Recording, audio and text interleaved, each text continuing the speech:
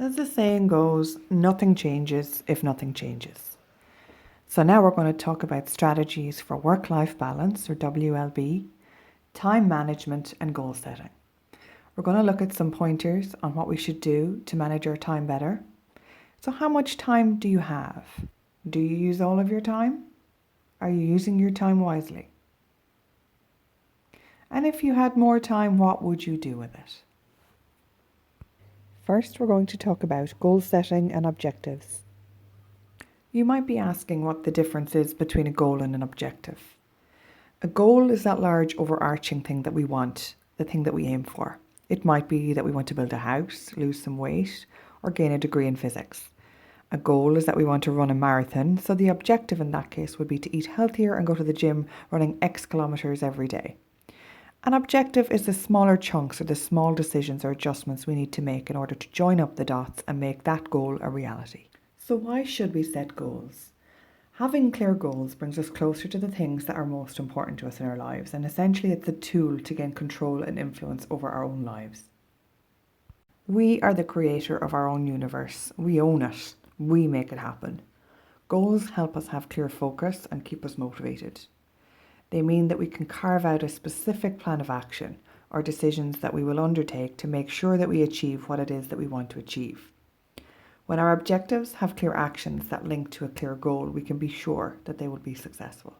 Ensuring that we have SMART goals are equally important. For as long as I can remember, I've been told to ensure specific, measurable, attainable, relevant and timely goals. And over the past 20 odd years, I'm not ashamed to say that I wasn't 100% sure how to go about creating these wonderful SMART goals. So what I have now is a clear breakdown in demonstrating how to go about each part, what questions you should ask yourself, and the various pieces of the puzzle needed to create the picture that you want to see in reality. So first up is, how do we go about creating a specific goal? Well, say hello to the W's. Who do we need to be involved in making this happen? What is it that I want to change? Where is it going to happen and when? And which tools do I need to make this happen? And finally, why am I doing this? Always remember your why, because that will be your motivation. How do I go about making my goal measurable? As the saying goes, you can't manage what you can't measure. What will you see as you progress? Is there a way to measure this? How will you feel as your goal moves forward? Will you feel happier, stronger, more motivated, calmer, more organised, fulfilled, excited and more in control? What are the numbers associated with your goal? Is this something you can measure? These could be the numbers of books that you've read, countries travelled, weight lost, money saved, or debt cleared. Are there any tools that I need to help to achieve these measured results? These could be visual, such as apps or software, programs or diaries. How do I go about creating a realistic and timely goal? So you need to set a clear time frame for achieving this goal. That would be the first step. Break down each element of what is required for your overall goal and set a date in the future for achieving it. Don't set these too far in the future. You want to stay motivated and see small results little and often. How do I go about creating an attainable goal? So what attitudes, skills or abilities do you need to learn to make this happen? The Urgent Important Matrix, or the Eisenhower Matrix, was created by US President Eisenhower during his time in the army. He needed to prioritise tasks by level of importance or urgency, so this is what he created. It's been used for many years as a template to help with time management and as a tool to help with focusing on the most important tasks. You can see that there are 4 quadrants, 1, 2, 3 and 4. On the left-hand side, we have not important, and on the very top, we have urgent and not urgent. So what I want you to do is use this matrix to help you in deciding what to do now, what to plan for, what to delegate, and what to eliminate. It will help in filling out the prioritization log on the following page. Hopefully by now you'll have downloaded the prioritization log. This is divided into 3 separate sections: red, orange, and yellow. So red would be the very important tasks, orange would be down the scale in terms of importance, and then yellow would be very basic. On the left-hand side, we have task, its due date, whether it's high or low priority, if it can be pushed out or if this can be broken down into separate tasks, and if there's any way that you can delegate or get somebody else to help out. A little tip here would be to schedule reminders in your phone calendar with a notification for high impact tasks. Now we move on to scheduling. Set a time every week to schedule your tasks for the coming week. For example, every Friday afternoon at 2 p.m, you set your schedule for the following week. If you do this every week, it will become a habit. And hopefully by this time of the week, you will have a clearer idea of what meetings are set for the following week. You can allocate what you want to achieve and when. Schedule emergency time. No doubt something will pop up or there will be an unexpected meeting. It's always a good idea to have some floating time for such events. Accept that you will have to be flexible.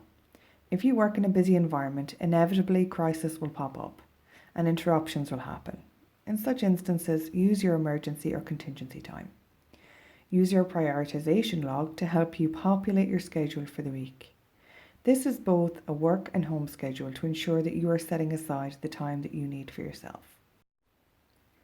Be sure to print out this weekly schedule every single week. You can find a copy of this weekly schedule with your course and review this throughout the week to ensure you are sticking to it. You may use an online calendar, which is fine too, but having a visual aid which you can adjust and see at all times will serve a very good reminder and motivation to stick to your schedule. Activity logs. These are a great way to understand where you spend your time. Take a couple of days this week to fill this in and be sure to include absolutely everything. This will help you to understand where you're spending time, where you're not planning to spend time on certain tasks, but you end up doing them anyway. Make sure to include every single thing that you go through this week. Time management tips and tricks. Get a calendar for your desk and a diary to write notes in each day. If you can get a diary which is a full page per day, this works best. It will allow you to note the most important tasks needed to be done each day. Leave a section on the page for meetings that were to be held or are going to be held and the actions from these. There's no need to write War and Peace. You're more likely to read over and retain bullet points. The calendar is a visual aid for deadlines and important dates so that you can keep your priorities in view. You can keep this close to your working area or on a wall beside your desk if there is a space available. Pencil in meetings as they come in and question if you need to attend or what value you can bring to the meeting. Equally, you can ask what value this meeting will give to you. If you feel that it won't be of benefit in either direction, then you can choose to say no. It might be worth explaining your reasoning behind not attending if you wish. The last thing we want to do is create bad feeling. That said, if you remain assertive, there shouldn't be a problem. Have a plan for each day. Then leave each working day with a plan for the next. It doesn't have to be a full comprehensive list, just your top 10 priority things that need to be completed or worked on the following day. Set a time each day to ignore your email tab and turn off notifications. Having an email ping can damage concentration or distract you from important jobs. Have a specific time where you're going to schedule in to check your emails and reply. Try and stick to this if you can. Constantly checking can be a real time drainer. Yes, there might be emergencies, but if something is very important, you will most likely get a call. I have found myself in the past using my inbox as a deterrent from other tasks or a reason to put off others. Know your peak hours and ask for help if you need it. When have you most mental clarity? Do the most complex or time-consuming important tasks at this time of day. Things like emails or less demanding tasks can be done at a later time in the day. Ask for help when you need it. It's far better to request some assistance and complete a task properly than to half finish it. No one will thank you for a job half done. Try and not procrastinate. Do the hardest thing first. If you don't, you will have the one thing on your mind for the entire day until it's completed. On a side note, once this is finished, you will feel better and more motivated for the rest of the day. Don't underestimate how long something will take you also. If you are allocating time, double what time you think it will take. If you have time left over, then that's a bonus. Use time management as a tool and not a Bible. Things happen in their own time. There is always things you can't control. And what you can control, use your time wisely for this. Don't waste it.